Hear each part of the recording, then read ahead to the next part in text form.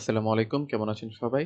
আজকে প্রায় অনেকদিন পর বললে ভুল হবে। আজকে প্রায় ১ বছর পর লিনাক্সের আরেকটা ভিডিও আপলোড করা হইতেছে। আর এই ভিডিওতে আমরা লিনাক্সের আরেকটি কমান্ড সম্পর্কে জানবো যেটা হচ্ছে chown বা chown কমান্ড। তো chown বা chown কমান্ডের মাধ্যমে সাধারণত কোনো একটি ফাইল বা ফোল্ডারের ওনারশিপ চেঞ্জ করা হয়। এখন এটার বিস্তারিত আমরা আজকে এই ভিডিওতে জানবো যে এটার কাজ কি, কিভাবে ব্যবহার করে আর কেনই বা ব্যবহার করব। তো আমরা ১ম এ কি করব? আমরা একটা ফাইল তৈরি করব। তো আমি এখানে একটা পাইথন ফাইল তৈরি করে ফেলতেছি। আমরা যদি এখানে দেখি, দেখেন যে এখানে একটা পাইথন ফাইল তৈরি করা হইয়া গেছে। তো এখন এখানে দেখেন ২ টা নাম আছে। এই যে ২ টা নাম এটাই চেঞ্জ করা দেখব। এখানে ১ম নামটা বুঝায় হচ্ছে এই ফাইলের ওনারশিপ কোন ইউজারের কাছে আছে। আর 2nd নামটা বুঝায় যে এই ফাইলের ওনারশিপ কোন গ্রুপের কাছে আছে। মানে ১ম টা হচ্ছে একটা ইউজারের নাম, 2nd হচ্ছে একটা গ্রুপের নাম। তো আমরা আজকে দেখব যে কিভাবে আমরা এই ইউজার আর এই গ্রুপ ২ টা চেঞ্জ করতে পারবো। তো এটা করার জন্য আমাদের কাছে একটা কমান্ড আছে যেটা হচ্ছে chown বা chown কমান্ড। তো আমরা ১ম এ কি করব? এই কমান্ডের স্ট্রাকচারটা দেখে নিই। তো এই chown কমান্ডের স্ট্রাকচারটা হচ্ছে এরকম যে ১ম এ আমাদের কমান্ডের নাম দিতে হবে। তারপর আমরা চাইলে কোনো একটা অপশন দিতে পারি। তারপরে আমরা দেব হচ্ছে ইউজার নেম। তারপরে আমরা কোলন দিয়ে দিতে পারবো আমাদের গ্রুপ নেম। তারপরে আমরা ফাইলের নামটা দিব। তো এটা হচ্ছে আমাদের এই chown কমান্ডের বেসিক স্ট্রাকচার। তো আমরা চলুন যে দেখি এক এক করে যে কিভাবে এটা ব্যবহার করতে পারি। তো আমরা কিন্তু এখন দেখতেছি আমাদের main.py এর যে ফাইলটা আছে এই ফাইলের ইউজার হচ্ছে deaths মানে এই ফাইলের ওনারশিপ আছে এই ইউজারের কাছে। তো আমরা এখন এই ফাইলের ওনারশিপটা এই ইউজার থেকে আরেকটা ইউজারে ট্রান্সফার করব। তো ওইটা করার জন্য আমরা কি করব? আমাদের কমান্ডটা ব্যবহার করব সিম্পলি। এখন আপাতত আমরা কোনো অপশন ব্যবহার করব না। আমরা জাস্ট ইউজার নেমটা চেঞ্জ করব। তো আমি একটা ইউজারের নাম দিয়ে দিতেছি সাবা। তারপর আমাদের ফাইলের নামটা দিব। এখন এন্টার প্রেস করলে আমাদেরকে একটা ওয়ার্নিং দিবে। কারণ হচ্ছে এই যে chown কমান্ডটা এটা ব্যবহার করার জন্য আমাদেরকে sudo access দিতেই হবে। তো এখন কিন্তু এটা সাকসেসফুলি এক্সিকিউট হয়ে গেছে। আমি যদি এটা দেখি তাহলে দেখতে পারবেন এই যে দেখেন আগে ছিল কি এটার ওনার deaths এখন হয়ে গেছে সাবা। তো এরকম ভাবে আমরা কিন্তু সেম ভাবে আমরা চাইলে আবার গ্রুপের নামও চেঞ্জ করতে পারবো। আমাদের মানে গ্রুপের ওনারশিপও চেঞ্জ করতে পারবো।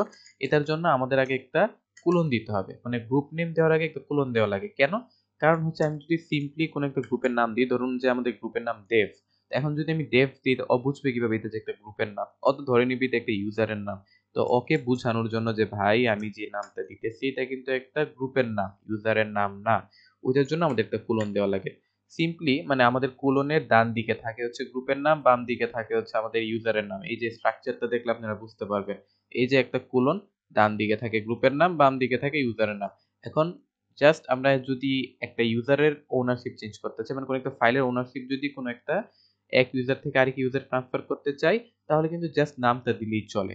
মানে নাম দিলেও ধরে নেই যে এটা একটা ইউজারের নামই দিয়েছি। কিন্তু আমরা যদি স্পেসিফিকলি বলে দিতে চাই যে ভাই এটা কিন্তু একটা গ্রুপের নাম, তখন আমাদেরকে আগে একটা কোলন দেওয়া লাগে। দিয়ে তারপরে আমাদের এই যে ফাইলটাই ফাইলের নাম দিব। এখন হয়ে গেছে। ঠিক আছে? তো আমি যদি এখন আবার দেখি তাহলে দেখতে পারবেন যে এই যে আমাদের গ্রুপের নামও চেঞ্জ হয়ে গেছে। এখন দেখেন আমি যদি একটা জিনিস আপনাদেরকে আবার দেখাই, আমি যদি এরকম একটা গ্রুপের নাম দিই যে গ্রুপের নাম এক্সিস্টই করে না। ধরুন যে আমি গ্রুপের নাম দিলাম এনিমে। এখন এন্টার প্রেস করলে দেখবেন যে এরকম নামে তো কোনো গ্রুপই এক্সিস্ট করে না। মানে এই সিস্টেমের মধ্যে এই নামে কোনো গ্রুপই নাই। তাহলে আমি কিভাবে এই ফাইলের ওনারশিপ ওই গ্রুপের কাছে দিব যেহেতু এই গ্রুপটা এক্সিস্টই করে না। ওই ক্ষেত্রে কিন্তু আমাদেরকে গ্রুপ এড করা লাগবে। ঠিক আছে? মানে গ্রুপ তৈরি করা লাগবে। এখন গ্রুপ বা ইউজার কিভাবে তৈরি করা লাগে এটা এখন পর্যন্ত দেখানো হয় নাই। আমরা পরবর্তী ভিডিওগুলোতে এগুলো দেখব। তবে আপাতত গ্রুপটা কিভাবে তৈরি করা লাগে এটা দেখাই দিই। sudo তারপরে গ্রুপ এড এই কমান্ডটা তারপরে আমাদের গ্রুপের নাম। এন্টার প্রেস করলে আমাদের গ্রুপ তৈরি হয়ে যাবে। এখন যদি সেম কমান্ডটা আমি এক্সিকিউট করা ট্রাই করি এখন এটা কাজ করবে। এখন দেখেন আমাদের এই ফাইলের ওনারশিপ এনিমে গ্রুপের কাছে চলে গেছে। ঠিক আছে? তো এভাবে চাইলে আমরা কোন একটা ফাইলের ওনারশিপ চেঞ্জ করতে পারবো। এটা ইউজারের ক্ষেত্রেও এটা গ্রুপের ক্ষেত্রেও। এখন আমরা কি করব? আমরা দেখব যে কিভাবে আমরা একই সাথে একটা ফাইলের ইউজার এবং গ্রুপের ওনারশিপ চেঞ্জ করতে পারব। তো ওইটার জন্য মনে হয় আপনারা এতক্ষণে গেস করে ফেলছেন যে কিভাবে করতে হয়। sudo chown কমান্ড তারপর আমাদের ইউজারের নাম দিতে হবে। ধরুন যে আমি dev ইউজারের কাছে আবার ট্রান্সফার করতে চাই। আর আমাদের গ্রুপ এখন এনিমে আছে আমরা ধরুন যে dev গ্রুপের কাছে দিয়ে দিব। তো এখন তারপর আমাদের ফাইল নামটা যদি দেই এন্টার প্রেস করি তাহলে দেখবেন যে আমাদের ইউজার এবং গ্রুপের ওনারশিপ একসাথে আমরা চেঞ্জ করতে পারছি। তো এটা আমাদের chown কমান্ডের একদম বেসিক কিছু ব্যবহার। এখন আমি আপনাদেরকে আরেকটা জিনিস দেখাই। ধরুন যে আমি একটা ফোল্ডার ক্রিয়েট করলাম, এখানে ফোল্ডার বা ডিরেক্টরি তৈরি করলাম। তো এটার নাম দিলাম ধরুন যে A। তারপর আমি A ডিরেক্টরির ভিতরে যেয়ে ২ টা ফাইল তৈরি করলাম b.txt এবং c.txt।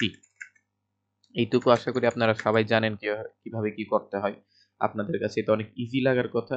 তো এখন যদি আমি এই ফোল্ডারের ওনারশিপটা দেখি, তাহলে এই ফোল্ডারের ওনারশিপ এখন আছে দ্যাটস অয়নের কাছে। ঠিক আছে? তো আমি সিম্পলি কি করব? এই ফোল্ডারের ওনারশিপ আমি চেঞ্জ করে দিব সাবার কাছে। এখন আমি যদি দেখি এই যে সিম্পলি চেঞ্জ হয়ে গেছে, আপনারা বলবেন যে এটা তো আমরা জানি, এরকম কি ব্যাপার এটার মধ্যে।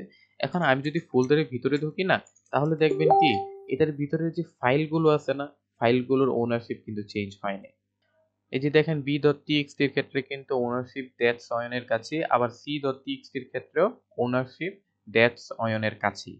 তো আমাদের ফোল্ডারেরও ওনারশিপ চেঞ্জ হইছে, কিন্তু আমাদের ফাইলের ওনারশিপ চেঞ্জ হয়নি। তো ওইটা কিভাবে করব এটাই আমি এখন আপনাদেরকে দেখাবো। তো আমরা কি করব, আমাদের ডিরেক্টরির ওনারশিপ আবার আমরা দিয়ে দিই হচ্ছে দ্যাটস অয়নকে, যেন আপনাদেরকে বুঝাইতে ইজি হয়। তো এটা কিন্তু আবার আগের মতো হয়ে গেছে। তো আমাদের যদি চাই যে একটা ফোল্ডারের ভিতরে যত ফোল্ডার বা ফাইল আছে ওইগুলোর ওনারশিপ চেঞ্জ হয়ে যায়, ওইটার জন্য আমাদের একটা অপশন ইউজ করা লাগবে, যেটা হচ্ছে আর, ক্যাপিটাল আর। এইটা দিয়ে বোঝানো হচ্ছে রিকারশন। মানে তুমি কি করবা ভাই, তুমি ওনারশিপ তো চেঞ্জ করবাই, কিন্তু ওই ফোল্ডারের ভিতরে যত ফাইল বা ফোল্ডার আছে ওইগুলোর ওনারশিপ তোমরা চেঞ্জ করে দিবা। এখন এন্টার প্রেস করলাম, এখন যদি আমি ওই ফোল্ডারের ভিতরে যাই না, তাহলে দেখতে পারবেন যে আমাদের এই ফোল্ডারের ভিতরের যে ফাইলগুলো আছে ওইগুলোর ওনারশিপও চেঞ্জ হয়ে গেছে। তো এইটাই হচ্ছে আমাদের chown বা chown কমান্ডের কাজ। এখন এইটা সম্পর্কে বিস্তারিত আরো অনেক কিছু জানার আছে, যেগুলো আমরা পরবর্তীতে আরো জানবো। তবে আজকের জন্য এইটুকুই এনাফ। তো পরবর্তী ভিডিওতে আমরা লিনাক্সের আরেকটি কমান্ড নিয়ে আলোচনা করব। তার আগ পর্যন্ত ভালো থাকবেন। আসসালামু আলাইকুম।